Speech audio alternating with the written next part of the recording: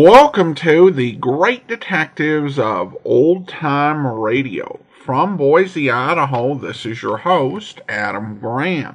If you have a comment, email it to me, box13@greatdetectives.net.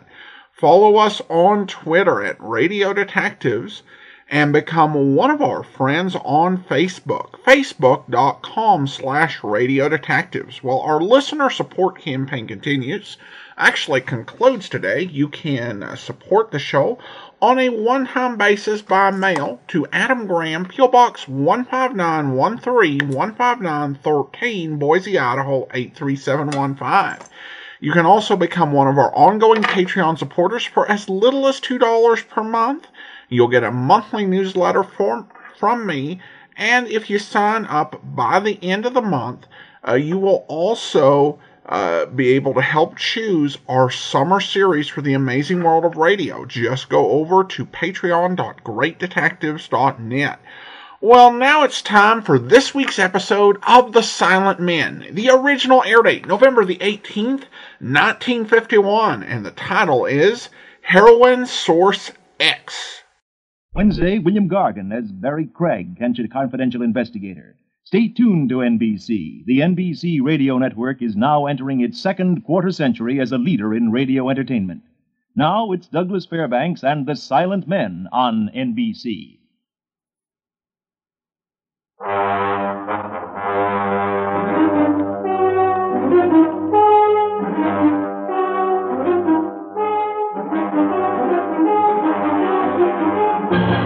The Silent Men, starring Douglas Fairbanks, Jr.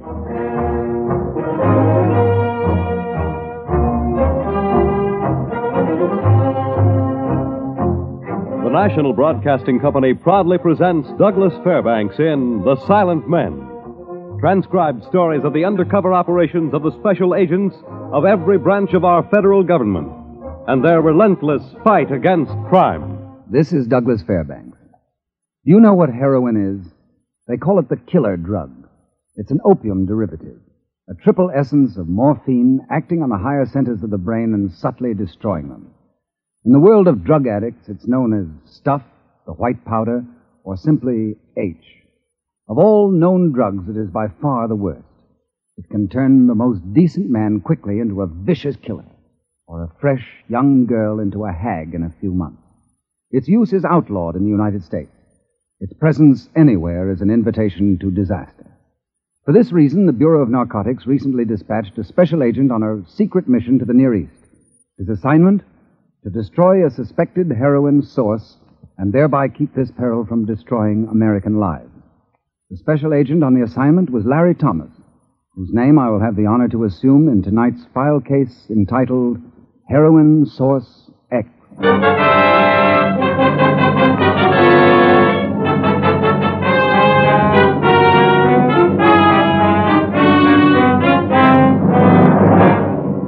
As Special Agent Larry Thomas, I had been called into Washington from our branch office in Duluth. For 3 months now, I had been building a new folder on foreign narcotic source, so far designated merely as Heroin Source X. While building the folder, I had also been going to school.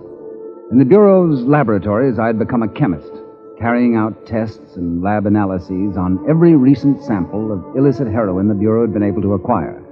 Finally, when the unrelated items in the folder began forming into a pattern, a report to the commissioner brought a personal visit to the lab. Let's see now. 1 gram to the, Morning, Larry. Commissioner, good morning. How's it going? Well, pretty interesting, sir, but slower than I care to admit. Well, this is all pretty new to you. You would have had the report weeks ago if I could have put one of the departmental chemists on it. No? Oh, I had a reason for wanting you to learn all this by yourself. Well, I learned it all right. If there's anything you want to know about opium derivatives, I'm your boy. I see you brought the folder. Yes. Now, let's see if I got it all here. Well, it looks like it, sir. Everything that's come in on heroin in the past few months. Plus your own reports. Right.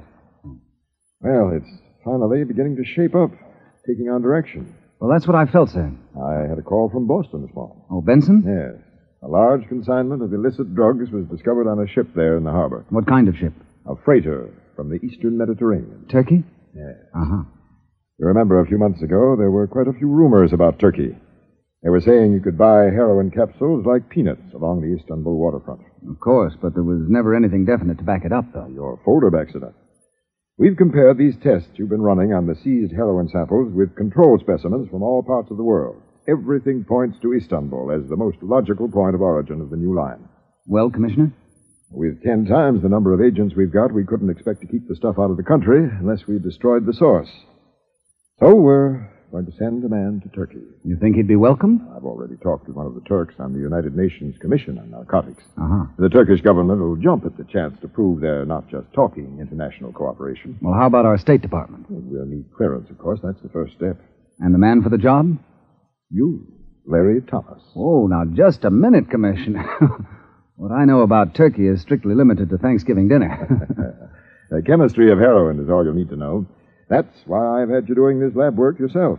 You can expect to find heroin in practically any Mediterranean port, but you won't know when you've hit the mother lode until you compare it chemically with the analytic findings of this new stuff that's being shipped into this country. Oh, what do I know about language? Buy a book and learn Turkish on the way over? From what I hear, you won't have to use it. English is compulsory in a lot of the schools over there right now. Uh-huh. Besides, Istanbul's a seaport. And besides that, there have been enough American tourists abroad this year to teach the natives all the English you'll ever need. Good. Anything else on your mind? Yes. Just don't forget to let the Turkish police in on our little secret. I'd hate to spend the rest of my life in a Turkish jail.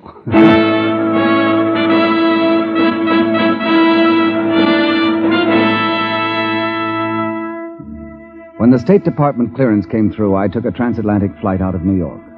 And not quite 72 hours after I'd hailed a taxicab in Washington, D.C., my plane set down on Turkish soil. An hour later, I was stating my business to a young attaché at the American consulate, a fellow named George Stevens. Now, if there's any other way that we here at the consulate can be of help, Thomas, you won't hesitate to call. Oh, thanks, Mr. Stevens. You'll find reservations in your own name at the Park Hotel. Larry Thomas, American tourist. Kind of surprised. Thought you fellows always adopted some sort of concealed identity. Oh, not this far from home. Besides, it's hard enough remembering your own name. Oh, in the cable I received, I was instructed to put you in touch with the Turkish police. Oh, yes. I've arranged an appointment for you here tomorrow morning with the director of the criminal division, a Colonel Nadal Maruk. Excellent. Oh, he should be a lot of help. Meanwhile, can I at least show you the city?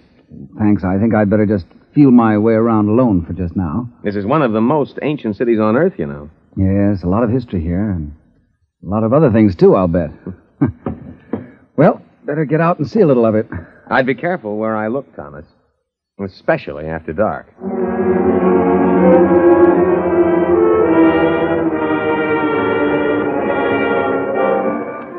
Istanbul, a city of mosques and minarets, great palaces and crumbling tombs, a city of intrigue and mystery. I checked in at the Park Hotel, then took a cab around town to get my bearings. That night, I made like a tourist, and contrary to George Stevens' advice, I found myself strolling along the waterfront, along the straits of the Bosphorus. Instinctively, I kept out towards the edge of the sidewalk, away from the walls of buildings and the dark shadows of doorways. Entendre l'amour ce soir, chérie? Beg pardon? Oh, hello, mister. You are American. Yeah, that's right. How'd you know? Lonely, maybe? No, just taking a walk. Oh, all by yourself? Yeah. You wish maybe to have drink? No, thank you very much. I've just had dinner. Like for to see interesting place, maybe? Can see much thing for American dollar. Yes, I'm sure of that. Or maybe you interest in business. You like to buy something, maybe? You ask a lot of questions, maybe. Huh? Can show you where to buy many things. Make lots of money. I'll bet. Or maybe you interest in something for your pleasure. Like what? Like the little powder, maybe? What do you know about the little powder? Enough. Let me see your arm. Oh, no, you do not find the needle mark on me. Then how do you know about the powder? One learn many things when one have so many friends as I have. Sounds interesting. You will pay me if I tell you a place where the little powder is to be found. How much? I will make it cheap for you.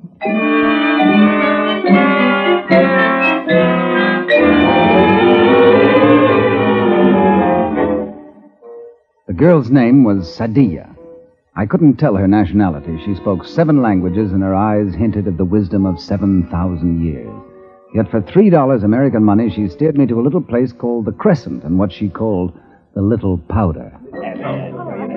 It was a typical smoke-filled coffee house, except this one had a floor show, the local version of Little Egypt, with an act that hadn't varied since the Chicago World's Fair of 1896. I ordered a cup of coffee, thick and sweet, and bought a box of perfumed Turkish cigarettes and waited for Sadia to bring the contact over to my table. After the girl on the floor stopped dancing, Sadia came back.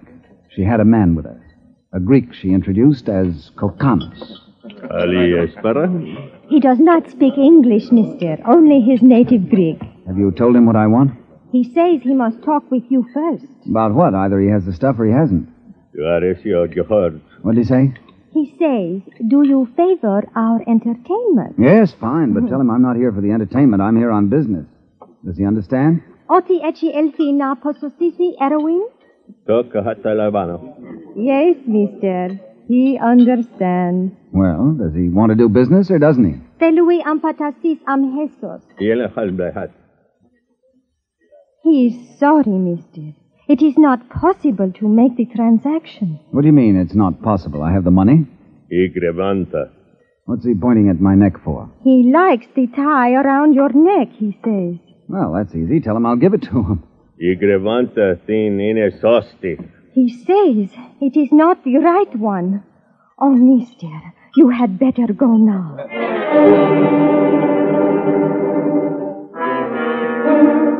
From Sadia's tone, I knew it was definitely time to leave. I got out of the neighborhood as fast as I could and took a cab uptown to my hotel, but I couldn't sleep. My mind was too full of questions about tonight's incident. The next morning at the consulate, I got some of the answers from Colonel Marouk, the director of the criminal division of the Turkish police. Mr. Thomas, there are 2 large producers of illicit heroin here in Istanbul, of that we are certain. Any names, Colonel Marouk? 2 only, and one of them you have already met. I've met him? A certain Greek Kokanos, he calls himself, who frequents a certain place of evening entertainment known as the Crescent Casino in the Paris section. The Crescent? Talk about coincidence. No, it is natural that if one is seeking heroin in Istanbul, he will sooner or later find his way to the casino and Kokanos. But he was the fellow I told you about who kept pointing at my neck last night. Yes. Probably thinking of slitting your throat. No, he was undoubtedly looking for a sign of some sort. A type of password. That's it. What about this Kokanos, Colonel? He is without known occupation. His repeated presence at the casino is said to have been caused by his infatuation with one of the entertainers, a danseuse du ventre. I do not know the English expression. A bell dancer, I guess we'd call it, Thomas. Little Egypt, eh? Kokanos is of the one organization. The other? There again, we are not certain of the status of the man, but there is one Mustafa Dalkakiran, a Turkish national. Mustafa Dalkakiran. And where do I find him? He is often seen at the Eriko Bar in the Bayoglu quarter. Eriko Bar, Bayoglu. You may take as many of my operatives with you as you wish. Oh, thank you, Colonel. But with your approval, I'd prefer to meet this Mustafa for the first time alone.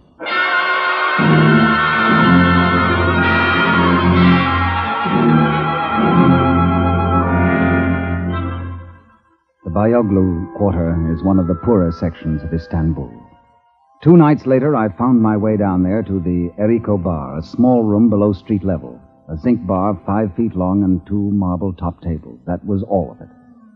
At one of the tables, I found Mustafa Dalkakiran.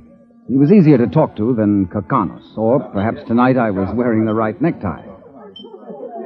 American? You are an American? That's right.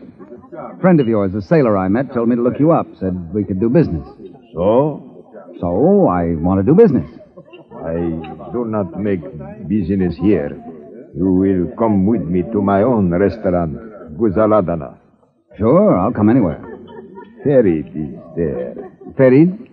Ferid, he knows about Americans. Ferid will talk to you and find out if you really are an American.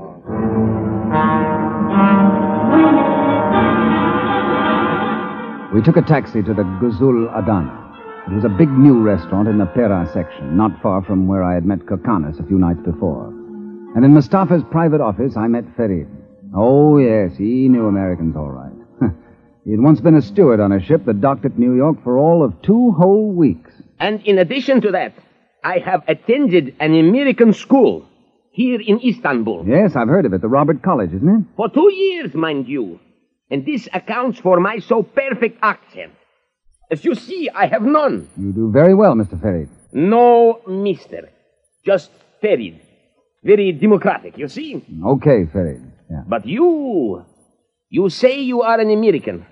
Ha! Anybody can say that. But how do we know? Well, you've been there, Farid. You should be able to tell. Precisely. And it is because of this that I am so valuable to Mustafa. Is this not so, Mustafa? Is so. It is because of this that Mustafa places such great trust in my judgment. Find out. Your credentials, Mr. Thomas. Well, I've got my passport.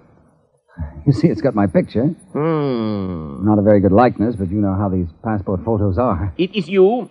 And this is my driver's license from the States, Larry Thomas, Duluth, Minnesota. Duluth. What is the meaning of this word? It's a city. That's where I operate, near Chicago. Chicago. What other cities do you know? Detroit, St. Louis, Miami, Boston, New York. New York. Tell me. What is the game that is played in New York? Quickly. I don't know, unless you mean baseball. Right. Mustafa. He is number 1 with an OK. Right, Thomas? Right. The man who's thinking.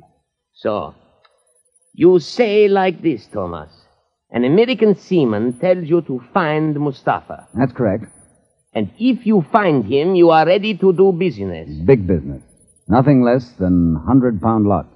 That is 50 kilos. The name of the American seaman. Care to mention the name, Thomas? You know better than that, Farid. We don't throw names around in this business. The name, Farid? Could be the name of the American sailor was George Peters? Could be. And if the name was George Peters, from which hand is the finger missing? Oh, sure. Sure, about that finger. You wouldn't be playing with us, would you, Thomas?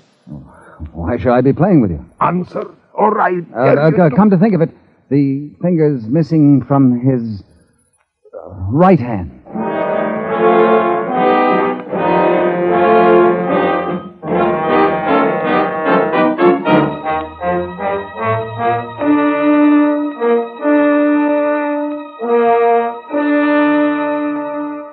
Sorry, Colonel Marouk, to break in on you so early in the morning. Oh, you are welcome here at any hour, Mr. Thomas. You have learned something of the heroin producers? Well, I'm meeting the top man in an hour through Dalkakiran. His name's Yasef. Remarkable to have accomplished so much in so short a time. The meeting place? The Guzul Adana. Mustafa Dalkakiran's new restaurant. You would like company at this meeting, is it not so, Mr. Thomas? That's right. Yasef will probably take me to his factory. I would like to have your men there so they can follow us. As many as you wish. What are your requirements? A fast car parked at each end of the block, I'd say. Someone to watch the front door from the street. Well, that ought to do it. That and more will be stationed outside the Gazuladana in exactly 1 hour. Good. Just don't make it too many. Oh, by the way, Colonel, ever heard of an American seaman named George Peters? George Peters? Yeah. George Peters. Perhaps I have something here in my card file on him. It is important that you have information on this Peters? It could be important to me. Yes, here we are. George Peters, American addict, apprehended 6 weeks ago, smuggling narcotics into Turkey for his own use. Anything about his hands? What? Either of his hands have a missing finger? Yes, I see. Yes, middle finger missing from right hand. Oh, brother. What is it? Oh, my luck is running a little too good. That's the second coincidence so far on this case. I hope there isn't a third.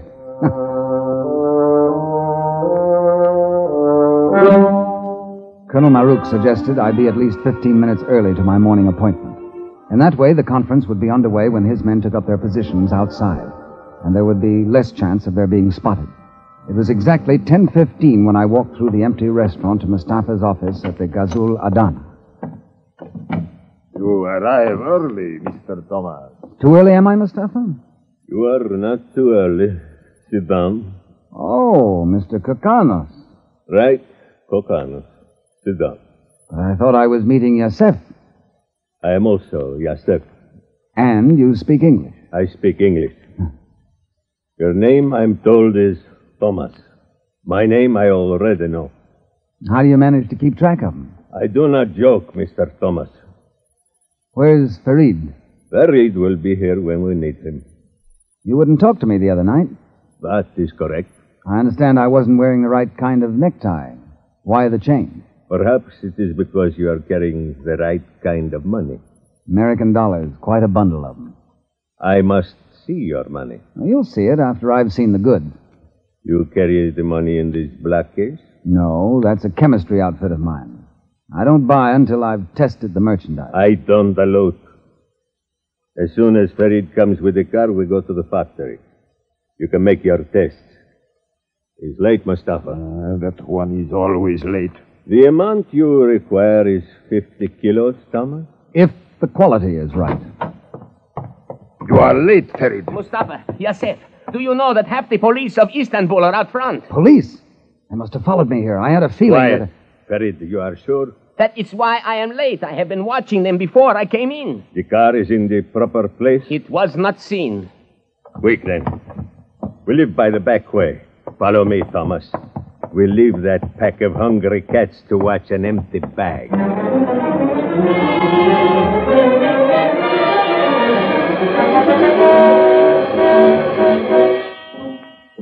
The plan had backfired.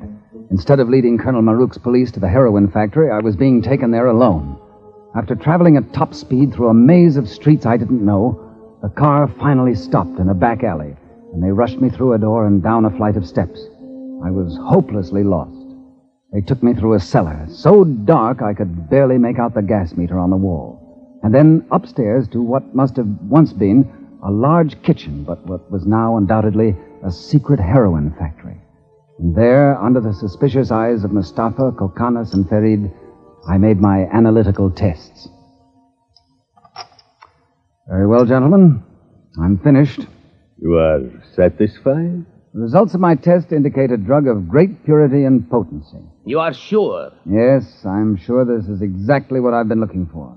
You've no idea the adulteration this stuff goes through sometimes. That is no affair of ours. Tell him, Yasef, the prices we have received from purchases in the American market. 3,000 American dollars the kilo. 3,000? This is not cheap Indian or Iranian stuff. But 3,050-kilo lots. We waste time. Wait, Yasef. Perhaps you will tell us the price you are prepared to pay, Thomas? 2,000. Cigarette, Thomas? No, thanks. You have a match? No, Here, I have a lighter. No, thanks. American, see? Yeah, it's a nice one. You must realize, Thomas, that the impression you make is not a favorable one. First, you question the quality of our merchandise. Now you try to force down our prices. Sorry, that's all it's worth to me. 50 kilos at 2,000. Very well. You have the dollars with you? You don't think I'd be foolish enough to carry that much on me, do you? Bring the stuff to my hotel tomorrow. I'm at the park. I'll have the money waiting. We make no deliveries. All right, then I'll come back. Only you've got to tell me how to get here. The way your boy Farid drove us out, I got lost. You need not trouble yourself with directions. We will call for you at the Park Hotel tomorrow at exactly noon and bring you here ourselves as soon as we are certain we are not being followed.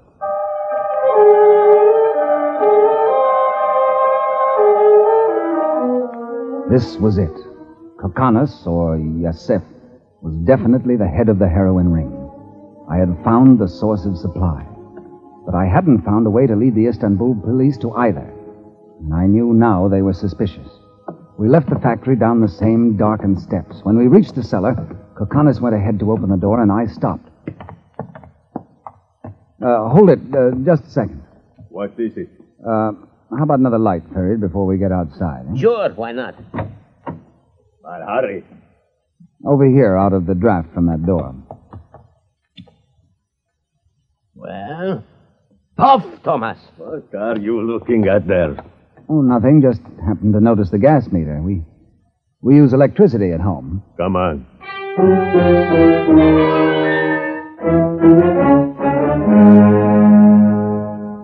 Mr. Thomas, I congratulate you. Excellent police work.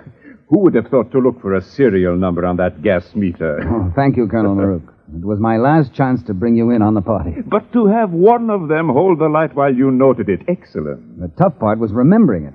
137-486. I kept saying it to myself all the way back in that car. The address is in the Tepebashi section, number 6, Abashi.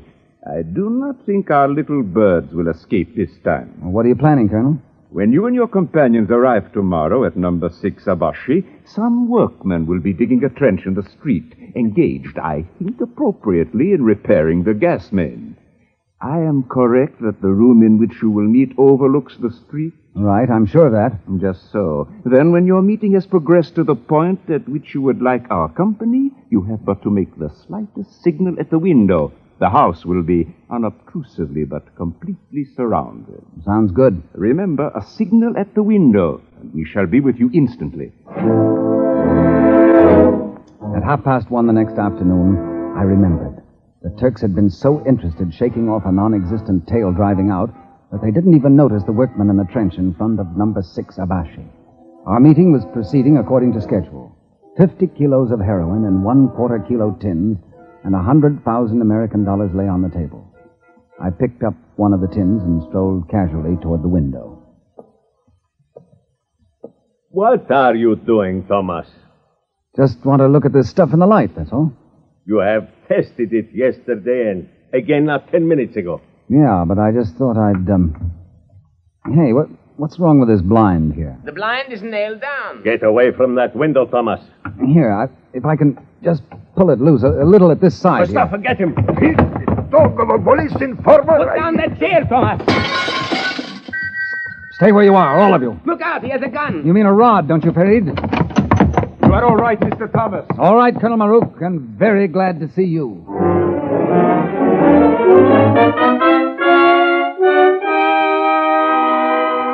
For the third time, my luck had held, and a few hours later in the American consulate, I was dictating a cablegram to the Commissioner, Bureau of Narcotics, Washington, D.C. Okay, Thomas, fire away. I'll put it right on the machine. Thanks, Stevens. Able today, with brilliant cooperation from Turkish police, to buy pure heroin from source of recent large shipments to U.S. Source destroyed. Operators in custody. Yeah, great. That's just great, Thomas. It'll go out tonight. Thanks. Well, now that it's all over, how about taking me up on that offer? What's that? Do a little sightseeing before you go back to the States. I'd like to show you a little of Istanbul. One of the oldest cities in the world, you know.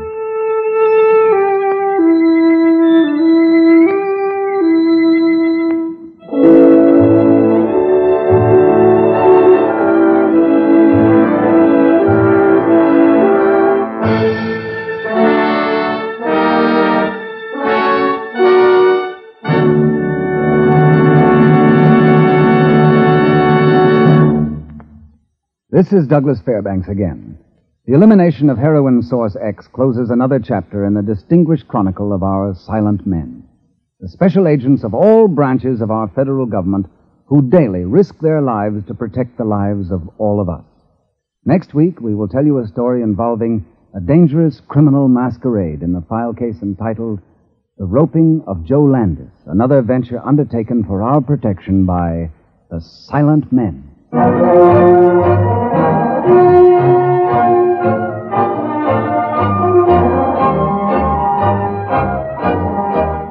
The Silent Men is produced by Warren Lewis.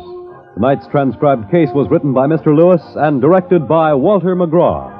All names and places were fictional.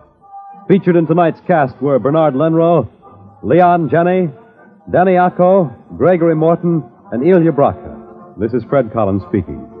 Douglas Fairbanks may currently be seen in the motion picture Mr. Drake's Duck. Listen again next week and every week to other exciting cases involving the law enforcement adventures of the special agents of our federal government, for they are the Silent Men.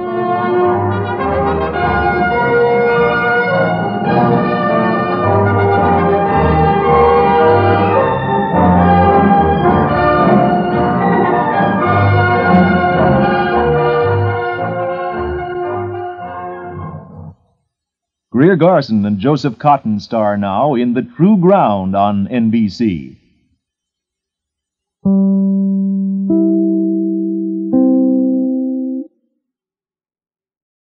Welcome back. Well, a very resourceful move by Agent Thomas to figure out a way to spot that meter. Meter number seemed a bit short to me, but I guess, it was 1951 in Turkey, and maybe they were that short. I think if I saw my meter number in the dark, I would have no way of memorizing it.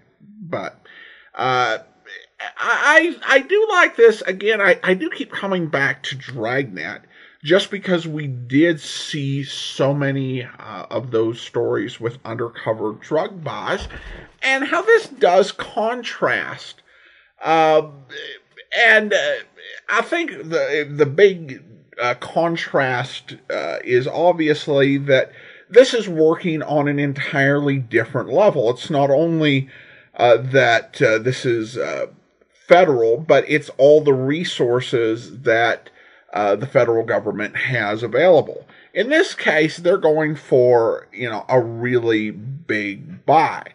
And they're able to spend this time, essentially training an agent so that he is going to be able to analyze drugs for purity on the spot, and to have the resources to be able to make the request to go to the source in order to do the analysis. I mean, even if the LAPD did have time to train, Sergeant Friday on analyzing drugs for purity, if he's just going to be buying a kilo or something and asked to go to the source to, get out a chemistry set, that's not going to fly. But 50 kilos, you have more than enough leverage to be able to ask to go in. And then once he gets to the drugs, it's just a matter of having the brains and the resourcefulness to do something that will ultimately make the difference, which of course he was able to do in this case. So I hope you enjoyed this episode. I want to go ahead and thank our Patreon supporter of the day. Thank you to Laura, Patreon supporter since June, currently supporting us at the Seamus level of $4 or more per month. Well, that will do it for today. Join us back here tomorrow, Public Domain Video Theater, and an episode of Federal Men. And then on Monday, we'll be back with Casey Crime Photographer, and Saturday, another episode of The Silent Men. In the meantime, send your comments to Box13 at greatdetectives.net. Follow us on Twitter at Radio Detectives, and become one of our friends on Facebook, facebook.com/Radio Detectives. From Boise, Idaho, this is your host, Adam Graham, signing off.